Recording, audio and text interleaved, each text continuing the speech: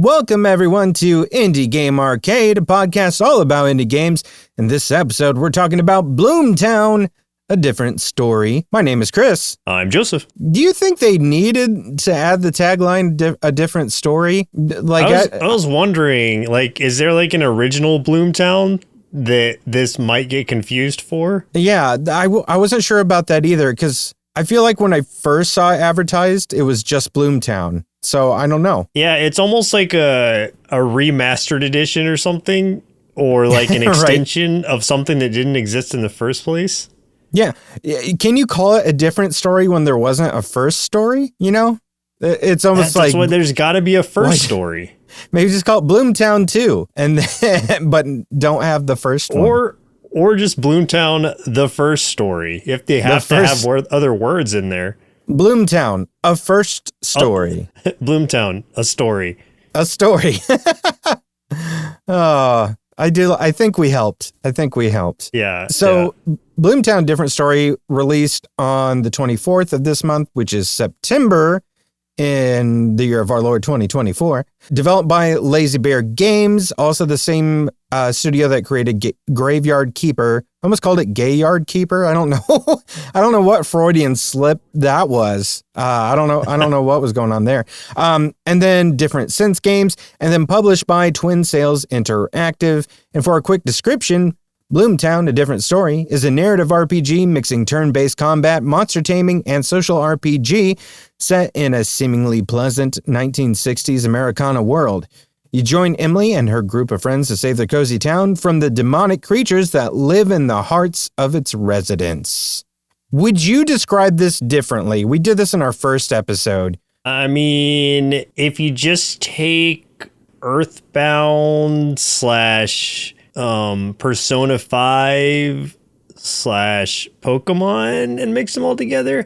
I'm bad at describing things aside from comparing it to other things that I know, because this game is kind of a blend of all those things. I won't say great yet, and I'll go into why, but I think it makes a really good attempt to blend all of those things. Okay, so let me one up you. Blend all of those things, but also with the undertones of Stranger Things. How about that? Literal undertones. Yeah. Because I was thinking more Gravity Falls, but I think so, because you got the brother sister. I was thinking that too, but they literally do the whole, instead of, what is it, the upside down in Stranger Things, this is the underside. And it's literally the exact same thing, where it's like, when you think of the upside down in Stranger Things and how it's like this alternate reality that's layered on top of our own, this is exactly the same thing. It's just a dark, twisted version of our own reality layered on top of our reality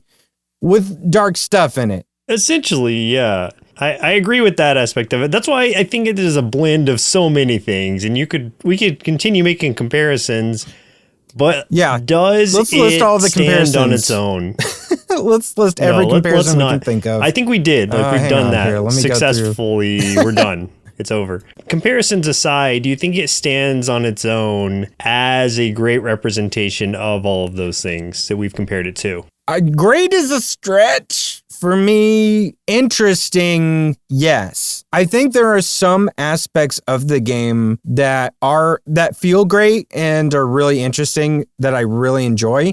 There's also other aspects of the game that I did not enjoy nearly as much as I wish I had. And I'm going to guess that you're kind of in the same way, unless you're like, man, I really disliked every single aspect of this game. No, it's not even like a dislike as much as just like I question these choices, and maybe this is one of those things where it's like, maybe I'm wrong, because I feel like there was a lot of different angles, and I'm like, should this be working like this? Like, why did they make this choice? So I feel like, did I just play the game incorrectly? I do want to add on top that we only played the demo that was released for this game, which was about 3 hours worth of content. I accidentally finished it in an hour and a half or so.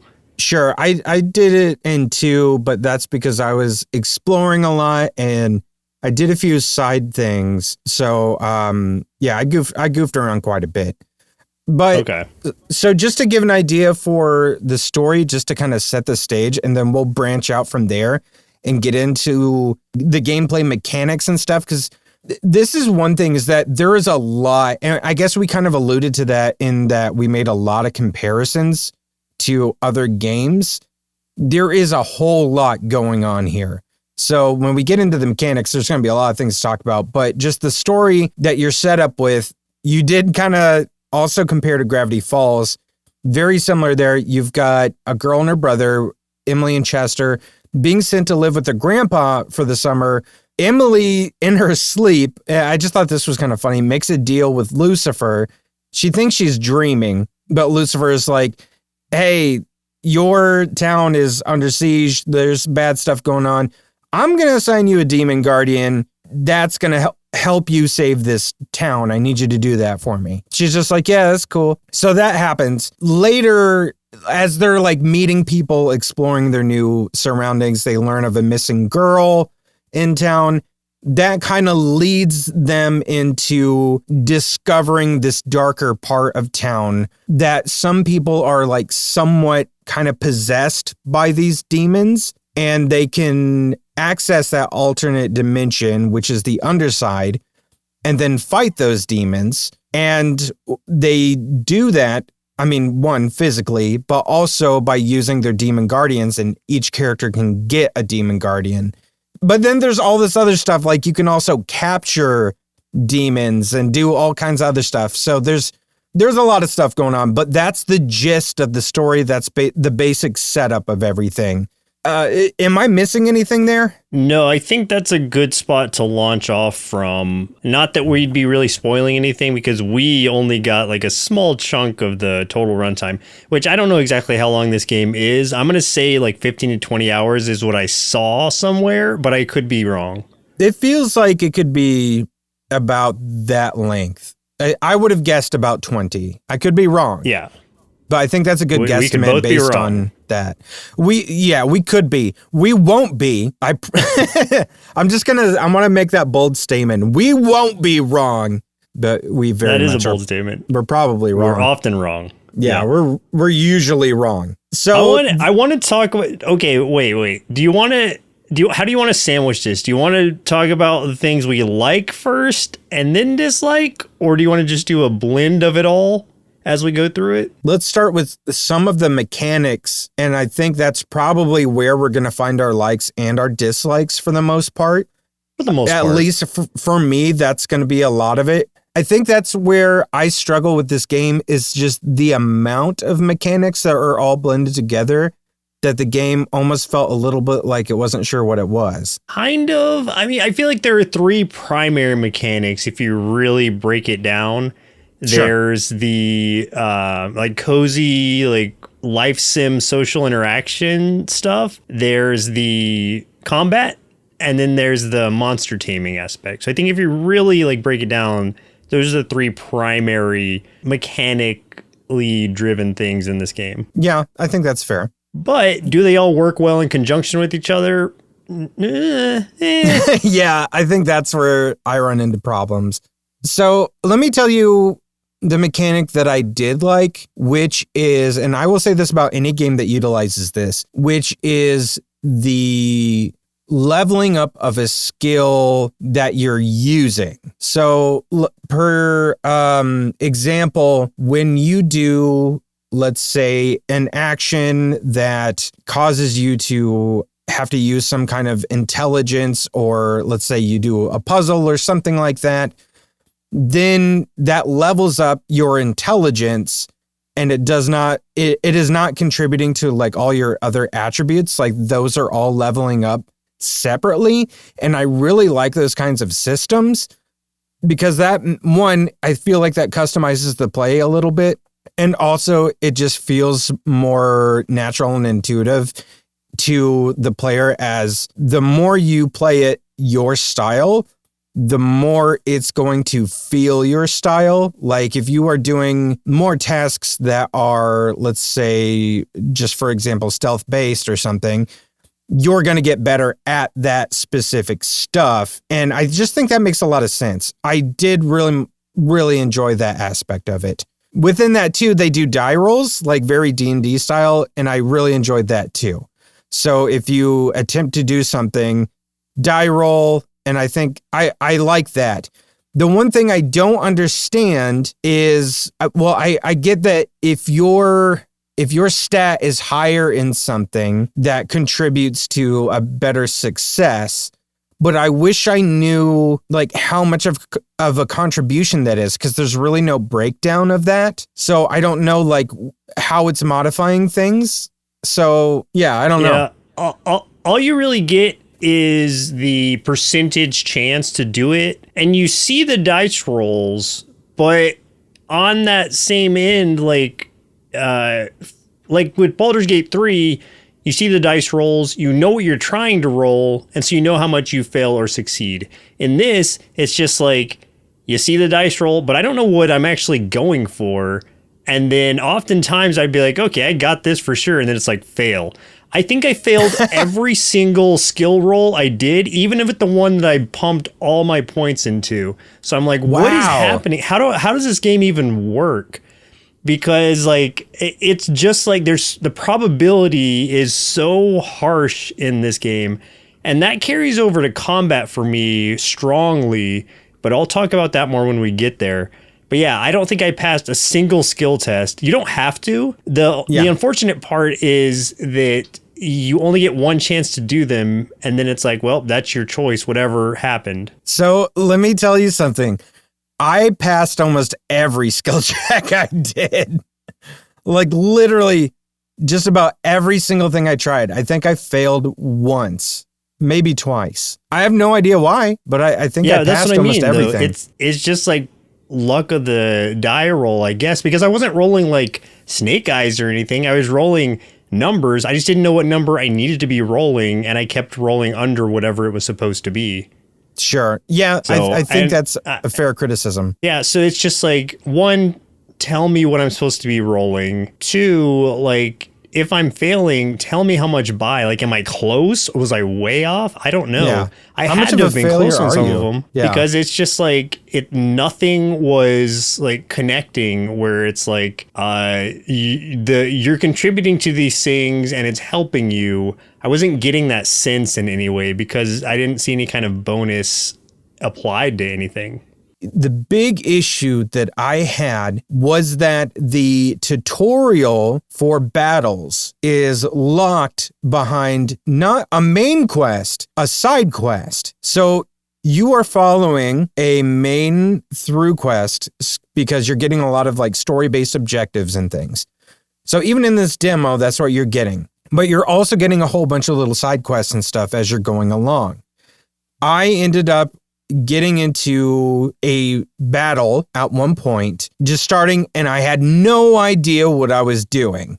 So I just having a game sense, I figured some things out and I'm like, okay, I'm good, but it would have been kind of nice to know like what I was doing, having a little bit more of a I don't know, guide or something about it, a tutorial. So when I get back after doing that one battle, which was the one in the treehouse, when you first like end up in the underside, I end up doing one of the side quests, which is going and getting the key to unlock the baseball field.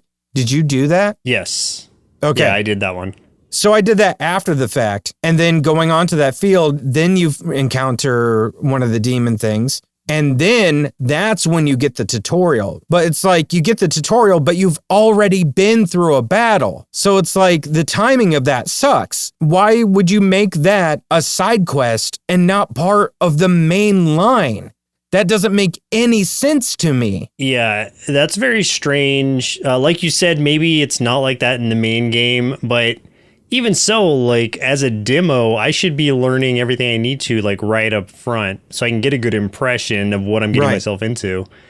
Yeah, it was frustrating. Even once you understand the combat, I think my biggest gripe about this game, honestly, is the combat.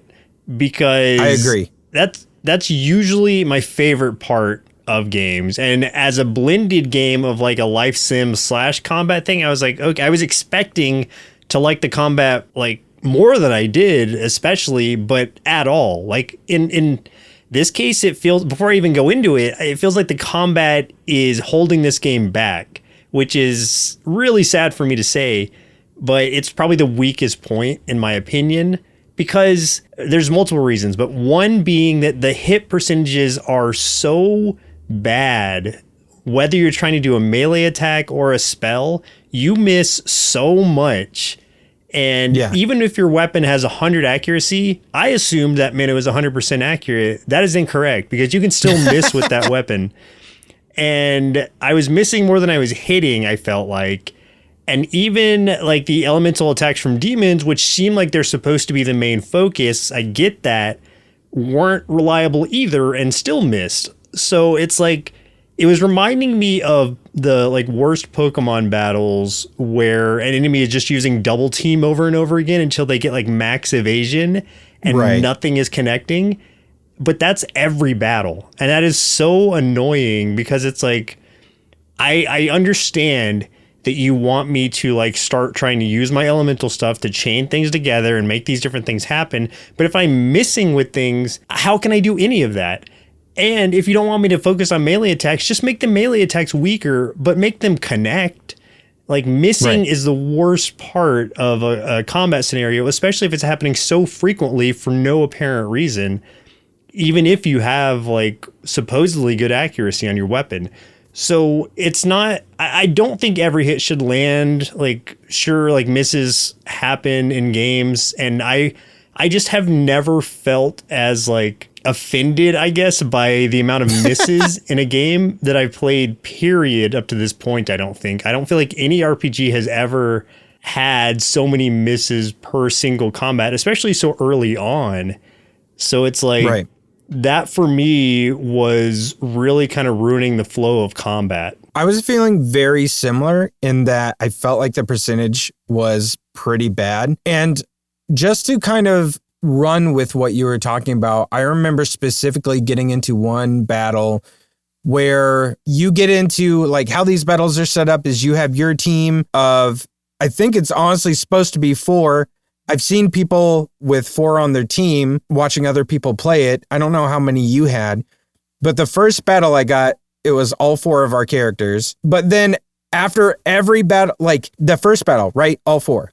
Every battle after that, for some reason, my other girl would never be a part of it, so I only had 3 the entire rest of the demo. I don't know what happened. Oh, that feels like a bug, because I had 4 the whole time. I had 3. I don't know what happened. The one would not join, no matter what I did. I couldn't do anything about it. So I ended up in this battle against, I can't remember what kind of demon it was, but it had 2 demons behind it. How a lot of this works is, if there's a demon in front, there's always like multiple demons in a battle, right? There's one in front who might act as kind of a tank, and you can't hit the 2 behind it unless you use very specific attacks. Yeah, like ranged attacks. Yeah, Chester's got like that gun, but it has like that limited amount of ammo, so you can only use it like 5 times. This specific one was being flanked by those 2 like flying toe demon looking things. And what they were doing is constantly casting a spell on the one in front that was raising its evade over and over and over. And then when I finally did get a hit through, they would heal him. So that battle, I'm not even kidding, that battle took me almost a half hour to get through. By the time I did, I had no SP left and no more items to like raise their SP again.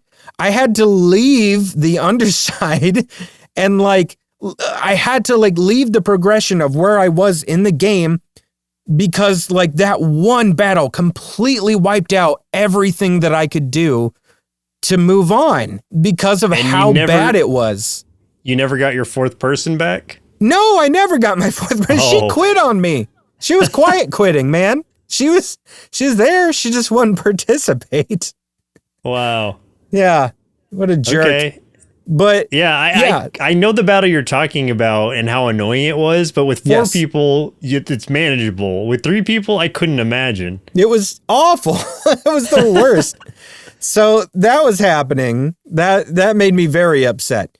Here's one of the other things that I noticed that made me very upset as well, is when you do certain demon attacks, most of the demons attack with a very elemental based spell, and it'll tell you too, like when you use one, it's like combo this with like, something else. And it'll tell you when you read the info about whatever spell, it's like, if you use this spell in combination with this one, it'll do more damage.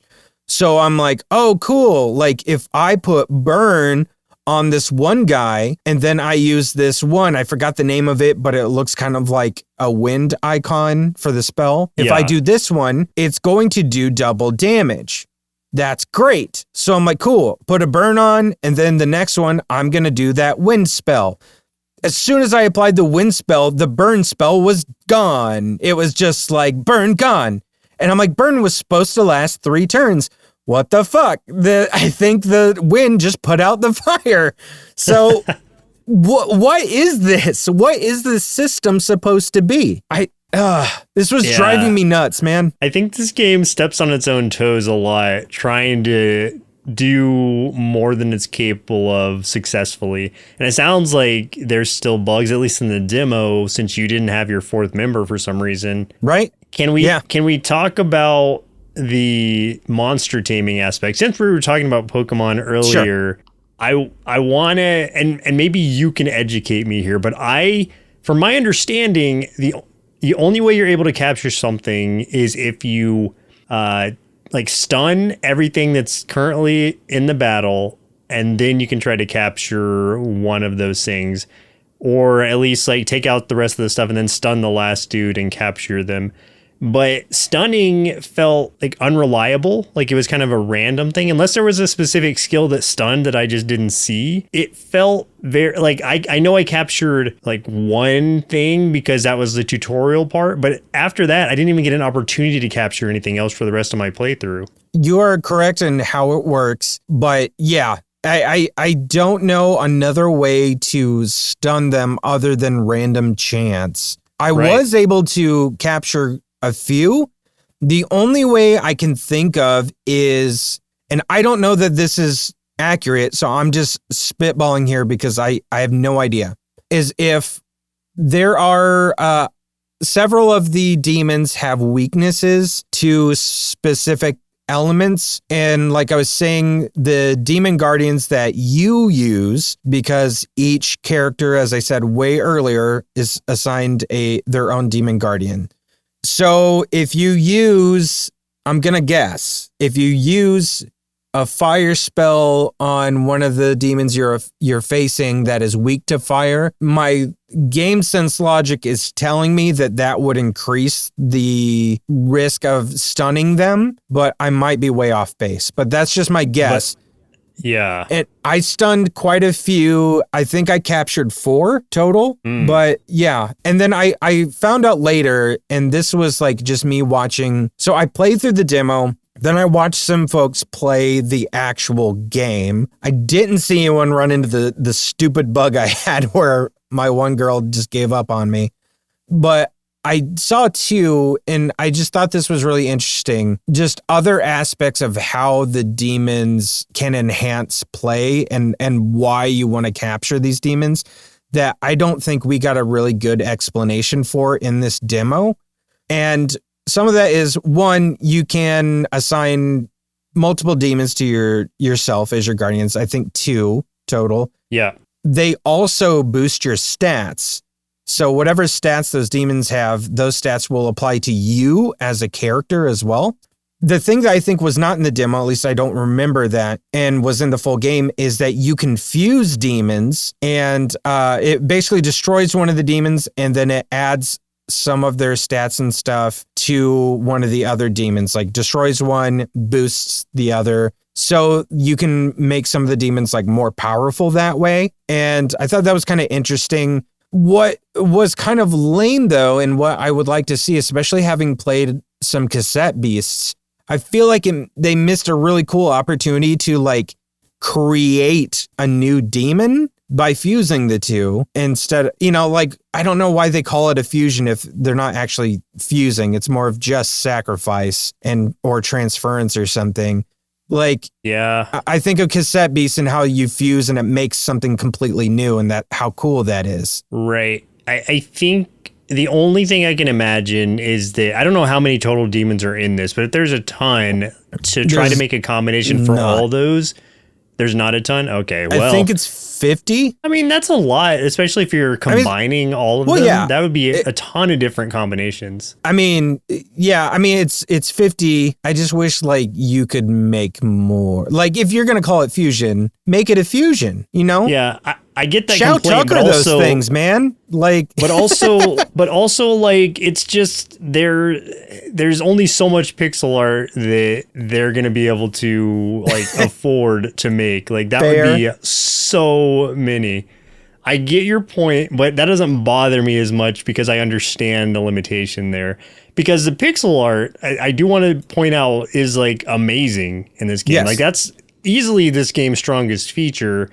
It's got this great balance of like nostalgic charm and like a modern polish that has a very cozy feel to it on the one end. But then on the other side, it's like, oh, it's getting real creepy.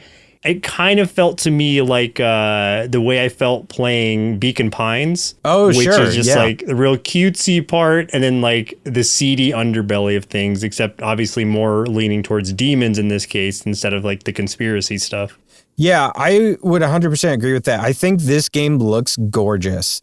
I also want to point out too, as much as I like really went in hard on how much I disliked the battle system and feel like it's kind of broken, I think that the story of this game and the life sim part and the day-to-day stuff and the story-based objectives, exploring the town, talking to people, making friends, doing stuff like that, I feel like that's all fairly strong. Like, I really enjoyed that part. I had a good time doing that stuff. It just feels somewhat divorced from the rest of it to me. And I did a lot of it. Like, I didn't even get to the battle stuff till like, I think the demo I took maybe a little over 2 hours to get all the way through.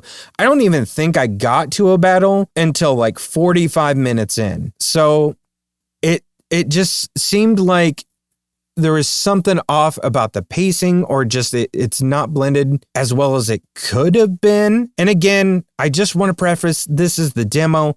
Maybe things are different in the actual game. Kind of want to say it's not, because I did watch someone play and it looked completely the same for the most part. But I really feel like what I want to call the overworld stuff feels very strong. And I also really like the mystery aspect of it in the beginning, where you're like learning about the girl and you're kind of like exploring the town and trying to look for clues and find stuff. And there's like a lot of side quests and other things to do. And that to me felt more interesting, especially having done the battles and not like the battles. I was like, man, I just want to go up top and like look for stuff and like talk to people and see what they're up to. Like, I was way more interested in that stuff after that. Yeah, I think that the game could easily be fixed for me if they just adjusted some of those mechanics to where they weren't so unnecessarily punishing, in that it's so random and seems to favor like the bad end of random as far as like the missing and all of that goes. If they just like adjusted some of that stuff, I feel like this could really clean the game up for me, because it wasn't the story that I wasn't enjoying. It wasn't the graphics. The music was great. It was just the mechanics of the things that they were trying to do just really felt not great. And that hampered my entire time with the game. And I only played an hour and a half of it, and I still got a real strong feeling of like, this game is just continuing to like kick me in the face the more that I play it, because it's doing I was thinking like, maybe it's just like, one battle's like this, or maybe I just got unlucky that one battle, but it's like, no, it continued like that. There were probably at least 5 to 10 battles. I don't know exactly how many that I went through, but they all suffered from that same thing. And they just became more frustrating than they were fun. I do want to point out, too, that I think that the game has a really good sense of humor, and I enjoy that. Like, it's a very playful game, and I think that that is a real strong suit. Like, it gives it a lot of personality, even to the point of, like, when you are going to start a battle, there's even funny moments there. So when you go up to a demon to go battle it, you slap it in the face. Yeah. That made me laugh every time. It will come slap you, but it's just like that slapping to enter a battle, like basically like declaring a duel against something is funny. Yeah. And I like that there are repercussions for your actions. So on the life sim aspect of things, like I said, I failed all the ones I did just about. And one of them was the initial one where it's like, Grandpa sent me to get some bread or something at the store. I went and got the bread, but he wanted his change back. So I tried to convince him that he didn't ask for his change back so I could keep it. And I failed that check. And so he's like, man, like you come here, the first thing you do is try to steal from me. Wow. And then like that comes back to me later after I did something else for him. He's like, I was going to pay you for this, but since you tried to rob me earlier, you're not getting any money for this quest. Yeah. That's crazy. I didn't realize that would happen. Yeah, so some of those things do have, like, you will be punished for your bad deeds if you fail roll. So just know that. And like I said, you can't redo them. So if you have to really decide whether you want to dedicate yourself to a roll that has a low chance, because if you fail it, you messed up. One of the initial ones is like you can call the museum on the phone. Oh, yeah. You can try to convince them that you found like an artifact or something. It's a low roll chance. I didn't try to do it because I was like, no, it's like a 20% chance. There's no way I'm going to try this. I convinced them that, one, I have a dinosaur in my possession and that I also have possibly a priceless impressionist painting that I can sell to them. So then later as like side quest stuff, I can go and buy a toy dinosaur. And also I am like looking around trying to like find someone that can make art. And like I hear about a guy, like an old guy that like hangs out in the park all the time. So I go out and talk to him and I try to convince him to do a painting for me, but he's like, give me $3 and I'll do it. But I didn't have $3, so I was like, all right, I'm coming back to you later, man, because I'm going to sell this for so much money. I never got that $3, but I love that. Like, that stuff was really fun to me. Yeah, the life sim aspect of it is the highlight for sure. Like, I had some bad rolls, but that doesn't mean that they're all that way. And even if you do fail the roll, the story still progresses and funny things can happen because of that. So it's not much like Baldur's Gate 3, like, sometimes it's funny to fail a roll because just to see what the outcome is on the other side of it. Definitely. So I wish that they had spent more time in the game on just that. Like, just take the combat out entirely. That feels like a different game. You don't need that in this game, at least not in its current state. The characters are all really good too. Like, all the characters are full of life. They all are interesting or quirky or funny or just have a lot of cool aspects to them. I really like the dog. I can't remember his name, but the idea that the dog just starts talking to you in English and then they're just like, wait a second. Like, how is he talking to us, like breaking that fourth wall a little bit? His persona is like this buff dog for some reason. Yeah. Nothing is ever explained. It's just like, all right, well, in this world, he's just this buff, like dog dude. Yeah. When you get into the underside, he's just this big muscular dude with the dog head. And that's great. After the events of the demo, like, that dog goes home with you and you get into your room and you know you've got that workbench in your room and he's just like, how about I show you how to make lockpicks? And he's just like teaching you how to like make stuff and to steal. And I think that's great. He was a great character. Yeah. Love it. Yeah. There were a lot of good characters. And I think in general, like I was saying earlier, I like the music What I would recommend is turn off vocals for the music, because you'll want to hear it the first few battles you get into, and it's fun and it's very Persona 5 in that aspect. But after a while, it just doesn't feel right for it. It gets a little bit annoying, and it doesn't feel right for the tone of the game, or at least the pacing of the game for me, because like the pacing of Persona is like, action packed and fun and like, everything's bouncy, but this game is not like that. This is like a chill, like cozy game. So having that music in the battle scenes where the battles are just turn-based and you're kind of slowly moving back and forth like that, it doesn't feel like it fits right there. And that's nothing against the music. The music's great. It just doesn't feel right for this game. So I would recommend turning the vocals of it off, which you can in the settings menu. And then it feels like, okay, now it's just background music, because the vocal part of it is a little bit distracting when you're doing battle after battle. That just made me think of one more thing, just one more criticism I have of the game, which is not being able to adjust the turn order of your characters. So that would be something I would really want to see in this game. So like I just want to get to the point of like, would we recommend this to people? And I would say I would recommend this with the caveat of like, I hope some of the issues that we talked about that we experienced playing the demo are fixed in the full release, which is out. My recommendation would be to play the demo first and see how you feel about that. Again, we don't know if the main game has changed anything from the demo. From what you're saying, it doesn't sound like it has, since you've watched actual gameplay of it. But your mileage may vary from ours. Like, play the demo, see if you enjoy that much of it, because I think what you're getting yourself into with the rest of this game is going to be kind of compartmentalized in the demo, and you'll know whether or not the combat flows well for you, you like the live sim aspect, it's the monster taming, et cetera, et cetera. Maybe you're just paying more attention than I was, and there are things that I missed, but I think that overall, if you enjoy the demo, you're going to probably really like the game. And if they fix some of the things that I had issue with in the demo, I might really enjoy this game too, and for the long haul. Yeah, if they fix some of the things, I would buy it. So like and some people are probably wondering, why did we play the demo and not just buy the game? One, we had to prep for this episode because we were like, let's do this one. It's a really interesting looking game.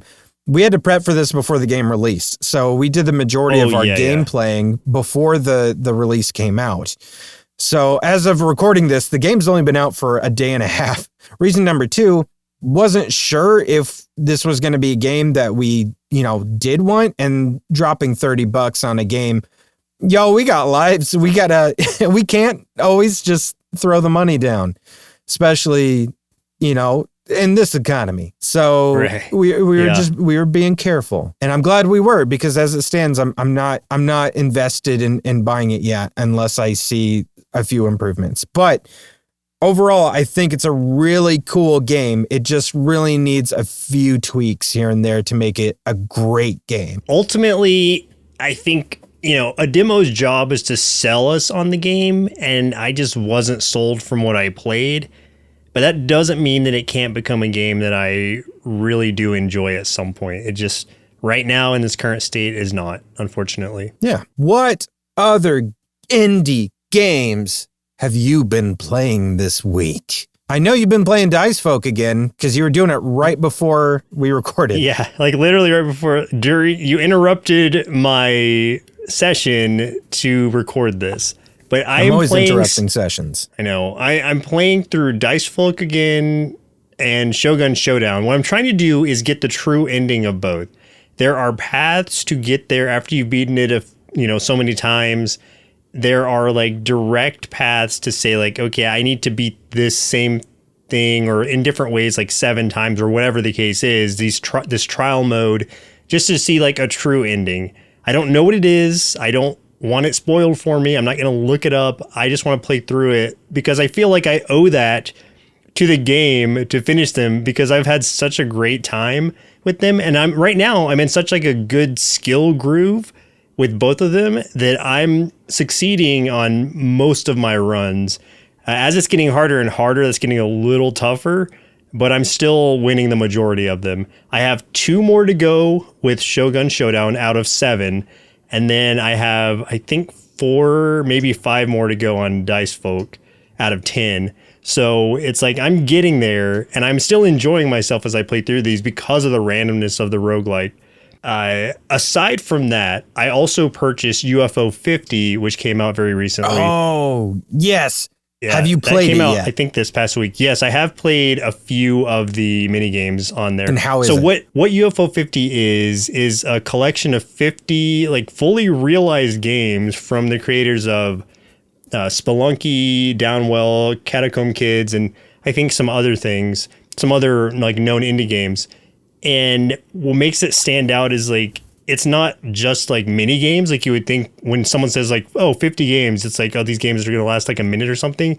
These are games that like are really hard and really they have that kind of like 8-bit to 16-bit kind of like aesthetic to them. I think the idea is these are games that were like by this fake company, a collection of games by this fake company on like some kind of disc. And then you've like stumbled upon this collection and you're playing through them. There's some roguelites in there. There's some Metroidvanias. There's like full-length JRPG. Like all of it is just so cool. I've only played 3 out of the 50, and those were the first one I played was like the very first game on the upper left, and that is a Metroidvania one that is so hard and unforgiving. It's something I know I'm really going to enjoy, like sinking some time into just to try to like master it, but it feels and plays a lot like those like Nintendo games did, where it's like you really got to get good. Like it's very unforgiving. You have so many lives, and if you run out of lives, you have to start all the way back over. So it's like, oh wow, I could see this being really fun. And that's just 1 out of the 50 games. And then I played a couple of the other ones, which I also had a good time with.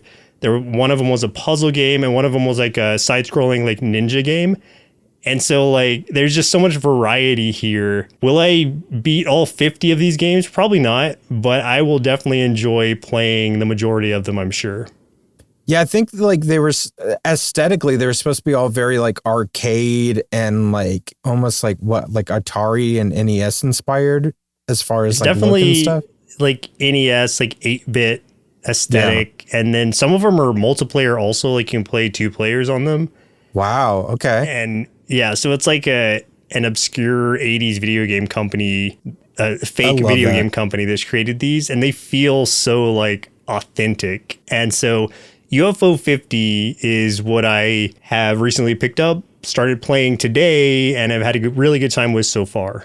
I love the idea of it. Just the idea that they're like, let's put this out, and also let's build the lore of a fake video game publisher that made it. That's just so cool. And I feel like the more you do with it, it probably is going to unlock some kind of like cool bonus content or something. Oh, I'm sure. I don't know this for sure, but like just all these indie like creators coming together and doing this makes me definitely feel like there's going to be some kind of like reward, Easter eggs for spending time with this game and picking this game up. So I'm very much looking forward to diving more into this. Sweet. Yeah, I was really interested in it, so hopefully I can get to watch you play a little bit of that sometime. That sounds great. I've been playing also a little bit of Shogun Showdown still.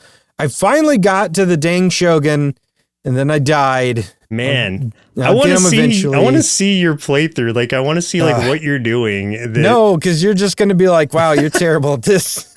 I don't need that. No, but like I've seen you and I played Dicefolk with you, and you're very good at that game. So I just cannot comprehend like why Shogun Showdown is like such a barrier for you. I have no idea. Like I've barely ever lost at Dicefolk. I think I've only lost twice. And Shogun Showdown, I lose everything. It's like I'm cursed. I'm cursed. I've also been playing. Well, I last week I was talking about how I was playing Killer Frequency. I just finished that, and man, did I got spooked, dude. Like I got so scared. I was so scared playing that freaking game. Oh God, yeah. The full Let's Play will be up eventually. Like it's gonna be in a series of 4. But like I got so scared. You don't see me on cam, but like you're gonna hear me so scared that you're gonna have a great time. I promise. Nice. I also have been playing Pirates Outlaws on my mobile, on my Android. Pirates Outlaws is something that I actually had wish listed on my Steam. But when I was just looking for good games, and specifically I was looking for good like roguelikes and roguelites available on like Android and stuff, because there's a lot of times I'm out somewhere and because dad and baby has, lots of time to go play and stuff like that. And if we're around lots of family, like the in-laws and stuff, and I don't need to be eyes on her the entire time, I want something to play for a little bit here and there. So looking for some games, found Pirates Outlaws. I was like, hey, that's on my Steam. It's only 99 cents on here. I'll just buy it. Much cheaper. So I did that. It's really fun. It is a pirate-themed roguelike, and basically it is a bit of a deck builder in that you are this one pirate.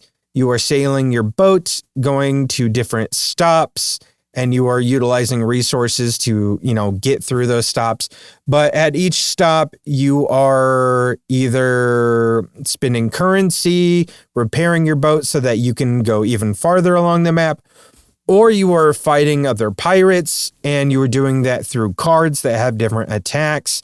Also, like going to merchants and buying more cards and buying relics and stuff that give you like passive upgrades and skills and things like that. So it's a really fun little game. It's a great little roguelike. There's a lot of content to it to just keep like playing and playing and playing and unlocking different things. Like you can unlock all kinds of different ship designs and weapons and more locations and stuff to go to and fight new stuff. So I cannot play things on mobile. I play so many video games normally that I just can't. I have to make myself, not that I have anything against it, I just have to make myself not play mobile games, because otherwise I know I would sink time into that. And I did when it came to solo leveling, when that mobile game came out. I sunk hours into that game, even though it's like a cash grab, one of those. It's exactly what you would think it is as a free-to-play game. But I just love solo leveling so much. The anime and the manga that I had, or the manhwa that I had to play the game. And it's good, but it's like so hampered by the paywall there. And you just have to know what you get yourself into with these things. That's a problem. I get bogged down when there's big paywalls and stuff like that. That bugs me. But there are some really good mobile games out there. I really like Night of the Full Moon. I've played that a lot.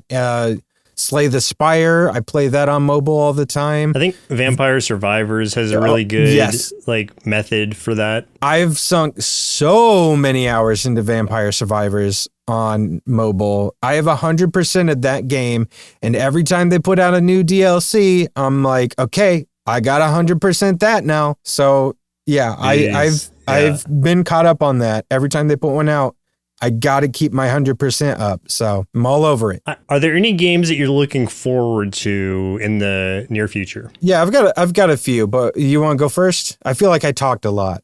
Sure. Yeah. So one is already out, and it's just like, do I want to wait to pick it up? Do I want to wait for it to be on sale? The Plucky Squire is one that I've been following, at least wish list wise, for a while, ever since it first got announced, because it just looks so cool where you're jumping from 2D to 3D. Like visually, it's so awesome. I love the different like stylings it has.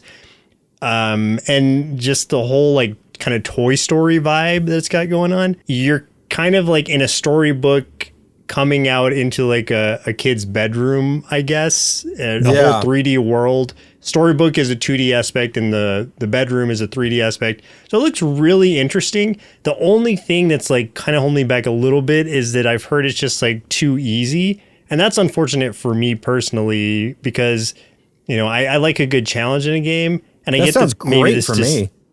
Oh yeah, like go for it. But I just mean like that's the only thing that I would find holding myself back from it, because it looks like everything I would want it to be, just play wise. But so does the game we just talked about, BloomTown, and yet, you know, I find myself running into issues with that for a different reason. Right.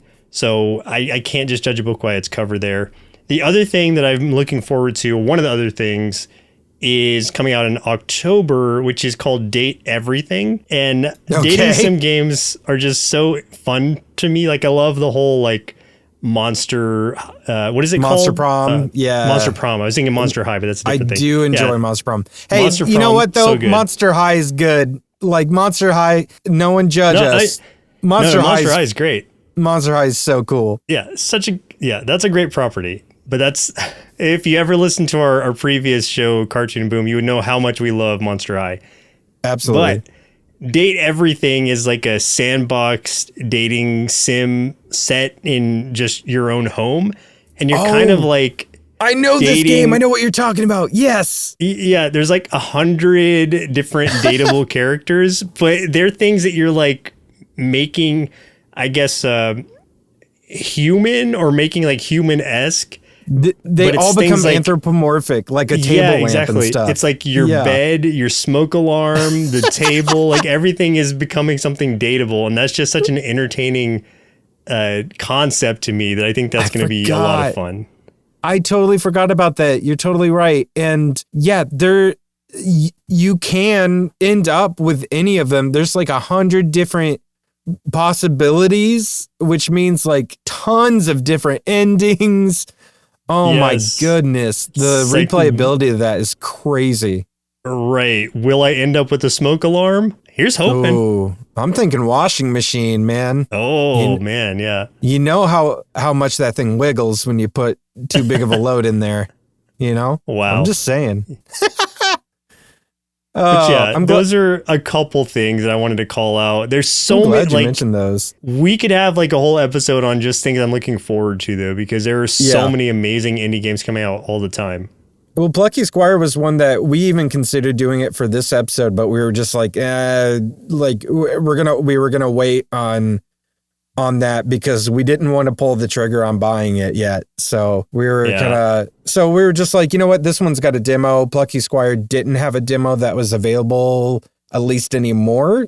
Otherwise, we probably would have done that one. So maybe we'll do Plucky Squire in the future at some point. We'll see. It looks great. Like I'm rewatching some of the stuff on it right now, and it's just like, even if it's a little too easy for my usual liking, it still looks like something I can have like a chill time with and enjoy. Yeah. One of the games that I've got 3 that I want to mention. 2 are coming out relatively soon. One of them is, I have no idea, but it was just announced recently. But the first one will be out, I think, by the time this is live, which is called Rogue Waters. This is coming out on September 30th. This is a tactical turn-based RPG all about pirates. It is... you're just in some kind of weird pirate mood. I'm in a pirate mood, I guess. But it looks really good. It has ship battles, sword to sword, like hand-to-hand combat on ships, actual tactics-based. Oh, it's turn-based. Cool. I've never seen this before. And you can summon sea monsters to aid you in battle, which is so cool. Like, it looks so awesome, man. I'm watching a trailer of it right now. It does look really cool. This might be a pirate game I can get behind. For those that don't know, Joseph just has some weird thing against pirates for some reason. I just think pirates are boring. Generally speaking, I think pirate properties are boring. You're boring. Like, pirates are so cool. No, you know what turned me off of pirates was, what is that game? Sea of Thieves? Sea of Thieves. I know, you hate Sea of Thieves. It's just, I don't, hate is such a strong word. I just don't like, I don't it. enjoy playing that game. It's just, I like it. I've tried it multiple times and just have never had that great of a time. I just like chilling in it. I like chilling in the world. But this looks good. It's a rogue, is a tactical turn-based. It's just, it feels fun. It looks really fun. There's also Menace from the Deep, which comes out November 11th. This is a very Lovecraftian-inspired roguelike deck builder. And just looking at the artwork itself was enough to sell me. The fact that it is a deck builder, which is my favorite type of roguelike. And it's Lovecraft, man. It's Cthulhu stuff. it's all up my alley. I've been waiting for a game like this, and now we've got it. So Yeah, it looks like Slay the Spire Cthulhu style. yeah, it looks good. The last one I want to mention, this is just been announced, so it doesn't have a release date. And this is way different than the other two. This is called Tanuki Pawn's Summer. And you play as a little chubby Tanuki who works as a part-time mailman, delivering mail on his little BMX bike so he can raise money to repair his shrine before the Tanuki Festival at the end of the summer. It just, like, if it sounds like a cute little Studio Ghibli kind of thing, that's the reason why I'm like, yeah, this looks great. It kind of looks and feels like that. It's got that vibe to it, but you're a little Tanuki doing BMX stunts on rooftops, delivering the mail, and then repairing a shrine. It's just sounds super fun and cute. So I'm into that. Yeah. It looks great. I don't know that I would play this game, but I love the art style of it. It looks so good in the video. Yeah. About the trailer, I guess, video looks fantastic. Yeah, it looks like it's got like quite a few like anime inspired cutscenes and stuff, which really does a lot for it. And yeah, it looks really fun. So I'm really into that vibe. Yeah, looks good. So with that said, I think that's going to be it for this episode. Thank you all for listening. And if you did enjoy it, please do us a favor. Share it with someone who loves indie games. If you want to see some more content for BloomTown, you can watch me do my playthrough of the demo over at our Patreon, patreon.com/nerdsloth, where we have lots of extra bonus stuff, bonus podcasts, videos, all kinds of extra content. My name is Chris. And I'm Joseph. Keep playing through that backlog of indie games, and we'll see you in a week. Indie Game Arcade is recorded and produced by Sloth Creative. If you're looking for more gaming content, head over to youtube.com/nerdsloth. For additional podcasts, go to nerdsloth.com. If you'd like to support the show, there are multiple tiers available at patreon.com/nerdsloth, with hundreds of hours of bonus content from everything we do at Sloth Creative, including bonus gameplay videos of the games we talk about on the show. The theme music for the show is Retro Game Tapes by Audio Lime. If you'd like to get in touch with us, or if you're an indie game developer and would like us to consider reviewing your game, send us an email to podcasts@nerdsloth.com with the subject line Indie Game Arcade.